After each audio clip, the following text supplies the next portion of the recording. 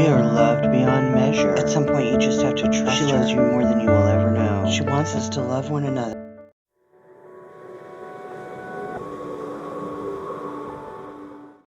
Good morning, and welcome to another episode of Priestess at the Altar, Sunday morning message. And it occurred to me that Priestess at the Altar should, in fact, be at an altar. I have several altars in my home, and but most of them are in front of or under a window, which doesn't lend itself to good recording lighting. So I rearranged one altar and split it in half. So there's an altar in front of me, and now there's an altar behind me. So going forward, Sunday morning, Priestess at the Altar will be here. This will be your backdrop. I might change out the tapestry once in a while because I have a handful of those. The other thing that's new this morning that I'm kind of experimenting with, and I would actually like some feedback on. So, when I did a little kind of teaser for this series, I talked about how one of the reasons I wanted to do this was because I was, nostalgic for my own childhood. And one of the few things that I actually liked about going to church and being kind of preached at when it was, a good message about love and compassion and, these values that I hold in my life today. So I'm wearing what is kind of, or at least what I hope looks like, a vestment stole. And I kind of wanted to just, you guys are like my test market for that. So it's either going to be triggering and remind you of your childhood priest who you hated, or who came on to you at your confirmation, or you know what I mean, or who told you you were going to hell because you were a lesbian or something, or, and this is what I'm hoping for, it's groovy to see someone in something that looks like a vestment stole, sort of preaching to you about the good word, of the goddess and the goddess's love. So I really hope that you leave me some comments in the YouTube chat. This is a live premiere, so I can see what comments you're posting about, like, a yay or nay to this sort of vestment stole, because I did see that there's a shop on Etsy that makes custom vestment stoles, so I could get one with, images of the goddess or angels or, whatever. I could get Ellen of the Ways or the Lithuanian sun goddess or snakes or whatever, you know what I mean? So anyway, let me know what you think. Yay or nay, or kind of arbitrary, you don't really give a shit. So yeah, just let me know. There you go. Vestment stole and cursing like a sailor and rapping about the goddess. So there you go. All in one place. So Sacred Sundays with Kelly, Priestess at the Altar, Sunday morning message. So let's get started with our usual prayer. I want you to just take 3 deep cleansing breaths with me to center yourself in through the nose and out through the mouth. Let's get ready.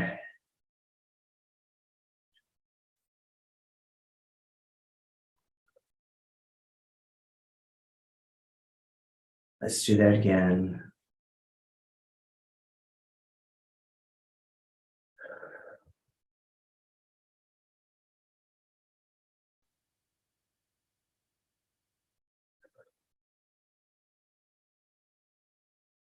Okay. It is our love and our passion, our faith that brings us here,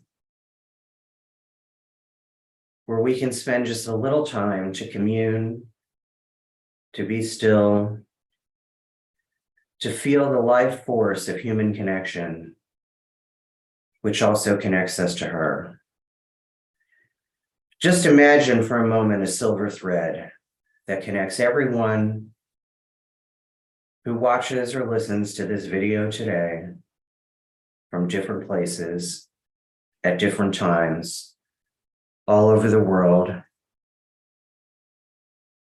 For we have been drawn, sorry about that, for we have been drawn together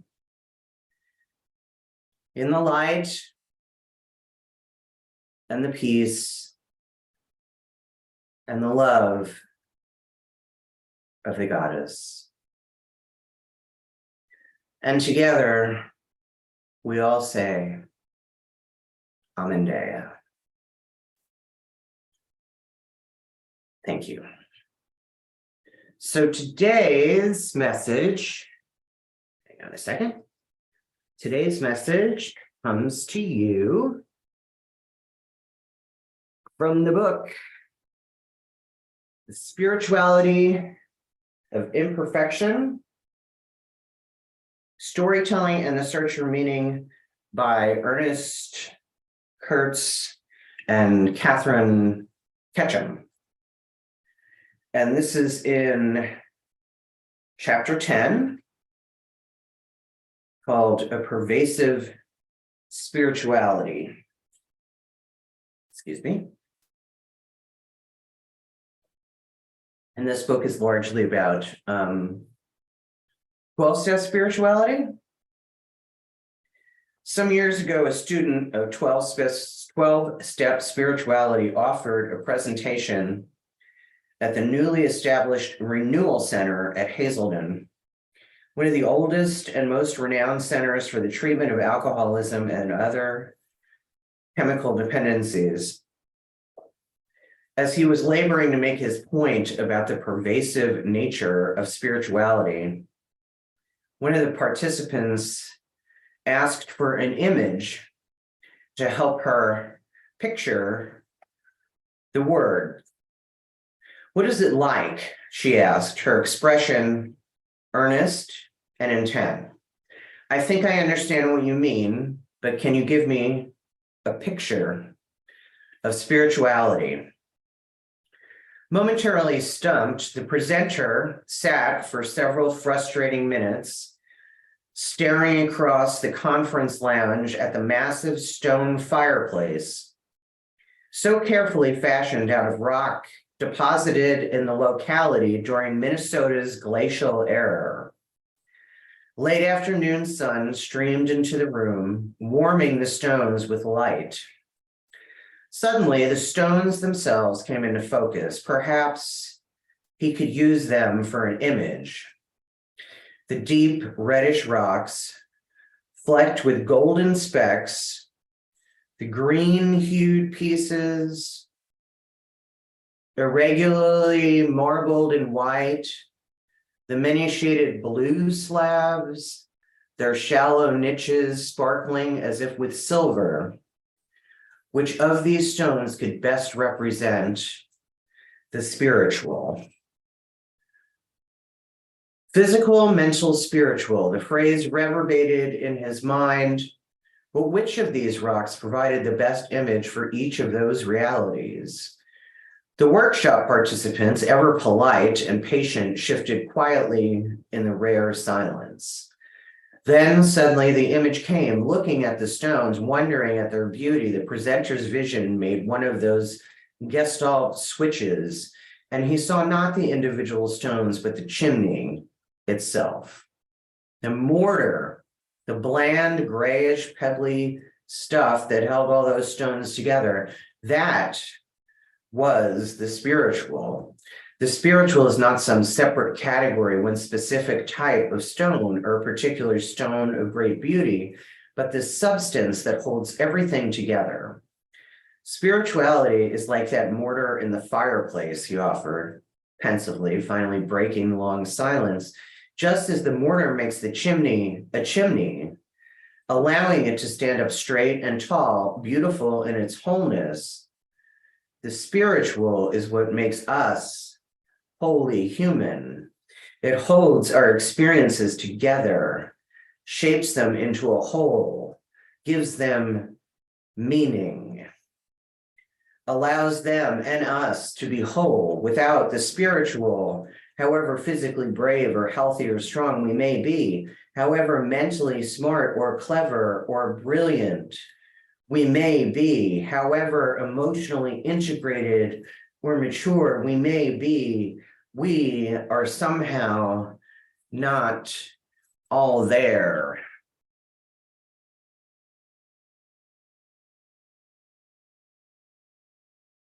So when I was mulling over this reading this morning, it occurred to me that, to others, it's obvious to others when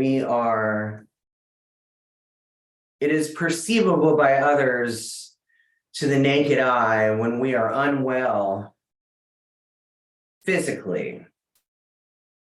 And it's pretty clearly obvious when we are very mentally unwell. And if you think about every insult known to us, it is an insult of the physical or the mental. Fatty, stupid, incompetent, slow, chubby, overweight, rail thin, flat-chested, not the brightest bulb in the box. Now, if you have a strong relationship with your goddess, you have a strong relationship with yourself. And you have a confidence and a quiet strength about you. Though you may be disappointed that people are mean-hearted because of their own insecurities, you're not bothered by these insults so much. Your feelings may be a little hurt, but it doesn't stop you in your tracks. You can get on with this business of living because you know that they are spiritually sick. And they're lashing out at you from a feeling of unworthiness. And you have compassion for them because they don't know that there is a third way that you can be sick, the way that they are sick. They don't know that you can be spiritually sick. They don't know that if they really wanted to insult you, they could say, man, you need to go pray and meditate because you are not right today. There's on the beam and off the beam, and you are way off the beam today, my friend. That's what they mean when they say, you got up on the wrong side of the bed, because if you got up on the right side of the bed, you would have prayed and meditated this morning. You would have asked the goddess for help throughout your day. That when you faced insecurity or indecision or your own temper, or you were tempted to be angry, to be judgmental, right? That you could ask her in the morning to help you resist the pull of those things that make you not like you, right? She loves you and she wants you to love you, right? She wants you to love everybody else, but first she wants you to love you. So that spiritual part that mortar in the fireplace that cracks, then you become the insulter rather than the insulted. And you know this, right? We all know it, right? We all know it. Like when somebody says to you, do you want to be happy or do you want to be right? Do you just want to smack the shit out of that person? You know what the answer is. But we forget. We forget. It's why we pray and meditate every day, because we forget. So daily prayer and meditation keeps the mortar intact because we know that we forget. So we pray and meditate every day just to remind ourselves, oh, that's right. There's a goddess. She wants me to love myself. Oh, right, right. And then we set forth on our day. Because if you're walking around irritated and irritable, if you're walking around, first of all, if you're walking around irritated and irritable, it means you are disconnected. That's the other reason we pray and meditate, to maintain our connection to her. Because when we are disconnected, whether you know it or not, everyone in your vicinity, everyone in your hula hoop, right, in your energy hula hoop feels that. Everyone feels that. Whether they're empathetic, whether they're close to you, I guarantee you, the cashier at your grocery store feels your disconnection. You know, to varying degrees, depending upon how sensitive people are. Those highly empathic people, of course, they're going to feel it the most. But I mean, don't you want nobody to feel it? Right? I mean, it shouldn't. That shouldn't matter. I mean, I don't know. Maybe it does matter to you. Maybe it doesn't. I'm not telling you what to do. That's not my. That's not my place. Your spiritual life is your own, right? But it does mean that when we are disconnected, myself included, I am a little ball of negative energy just rolling around in the lives of others. At least that's how I see myself. So how do we remain spiritually well aside from prayer and meditation? All I can do is share. It's what I do every Sunday, right? I share my own experience, and you can take that and make it your own or come up with your own thing, whatever. Just do what works for you. I don't know about you, but even after all this time, I suddenly get this real rebellious streak, right? Like I just do not want to do what I know is good for me. I have a very long history of finding something that works for me and then going, that thing I started doing, that's really working for me. I think I'm going to stop doing that. And I don't know if it's just my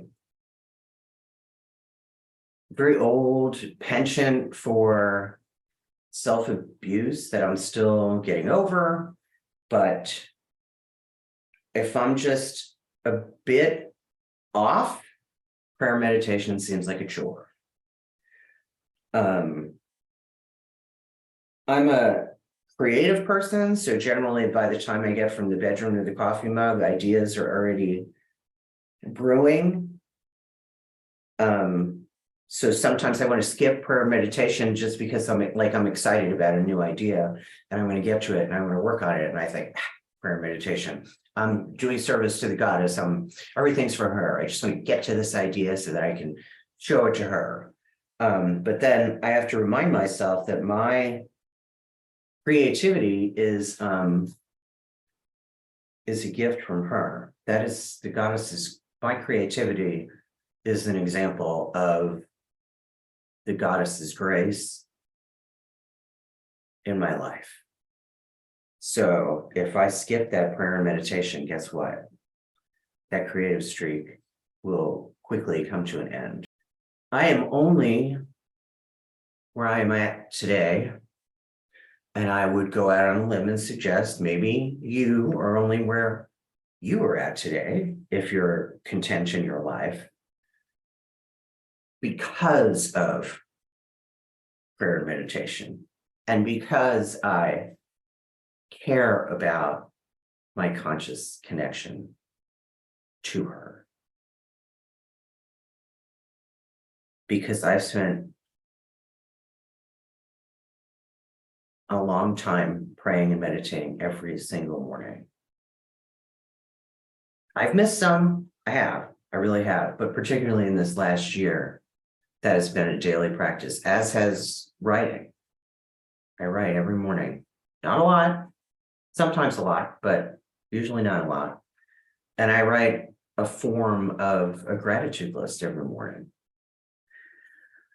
Having a perception of gratitude is a miracle, and it really does change everything. I know that sounds so simple, but most spiritual solutions are simple at their core. I feel like I'm kind of rambling today. I'm so sorry. So I have this list of how else do we maintain our spirituality? How else do we maintain that mortar, that keystone, right? That has to be firmly in place for all other things in our spiritual life to flow. At least that's how it is for me. Service. I've talked about this before, being a service to other people, whatever that looks like for you. I encourage you to find service opportunities that you actually like doing. My very first service that I threw myself into was volunteering at the animal shelter because I love animals.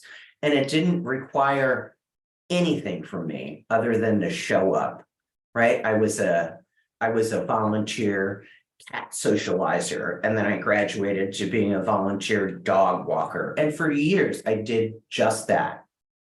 Held the cats, walked the dogs. Held the cats, walked the dogs. And then I did some other stuff like administrative stuff and whatever, you know what I mean? And I volunteered at the Humane Society. I was a rape crisis counselor. I was a certified rape crisis counselor. I was a certified domestic violence counselor. I've worked at a soup kitchen. We sponsored a family in Pine Ridge Reservation, and I talked about that in another episode. You know what I mean? Like, I've done all kinds of stuff, some for very short periods of time, some I did for years. You know, whatever your thing is, just go out and be of service. And yes, you know, the classic, you know, helping the old lady across the street, that is service. You could just take little opportunities to be of service whenever and wherever you can. Random acts of kindness, that is being of service. And random acts of kindness is even better, because then you're learning humility, right? Because you're not even taking credit for the service that you've done. Service also hones our compassion, which is one of the greatest gifts that the goddess has given us in a world that is sorely lacking compassion. In these days, at least that's what I see. I think the more compassion we can muster and the more service we can do, the better off we are.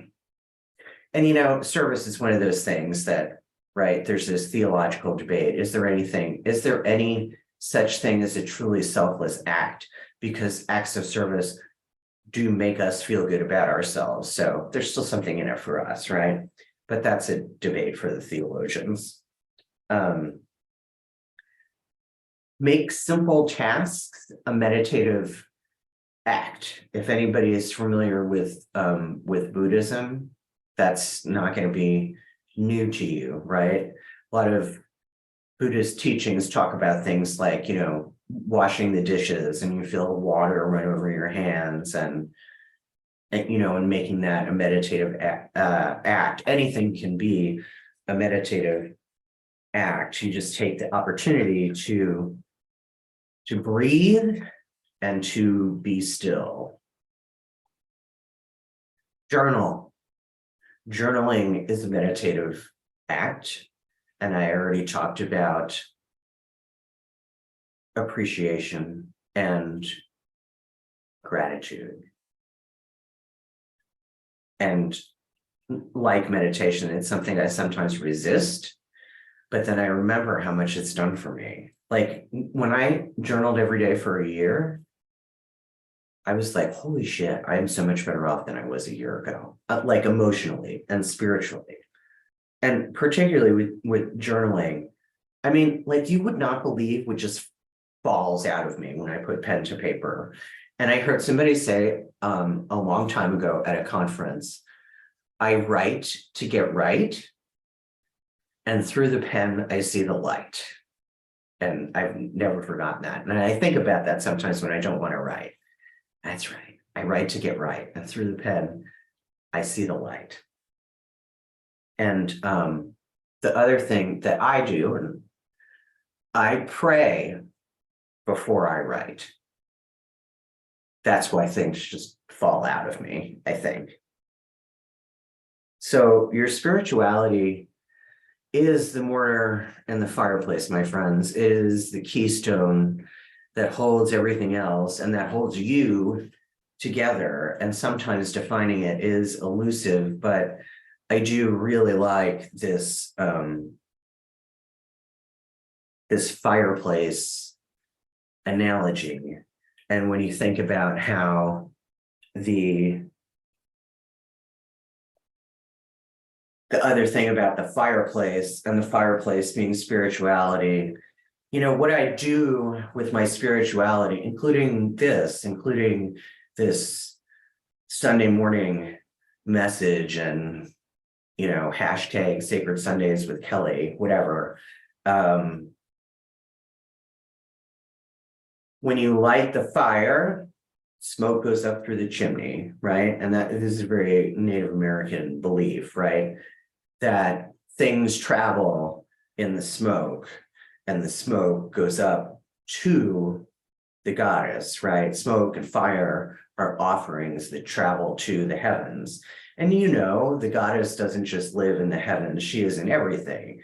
But one of the places she is in the heavens, right? So my spirituality and the things that I create as a result of my love for her and my creativity, which is a gift of her grace, goes up through the fireplace and is returned to her, because as I've mentioned before, everything I do, including this, is for her. So what are the gifts of your spirituality that you can put in the fireplace today and give to her? So that's what I want you to think about when you leave here today, and when you turn off your computer, or at least when you navigate away from me. So with that,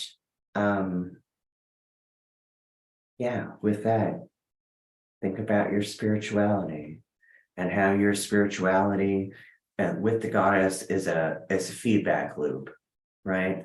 Your spirituality connects you to her, and she connects to you and gives you your gifts. And your spirituality creates whatever it creates in you, and whatever you create is a gift to her. And it's this ongoing cycle, as long as you nourish it with prayer and meditation and journaling and service and whatever else you do to keep spiritually healthy. Because it's the whole package, my friends. Body, mind, and spirit. And though spirituality may be elusive, we know that it's the mortar. So, okay. I'm gonna do the after chat with you. And until next time, may the peace and the love of the goddess be with you.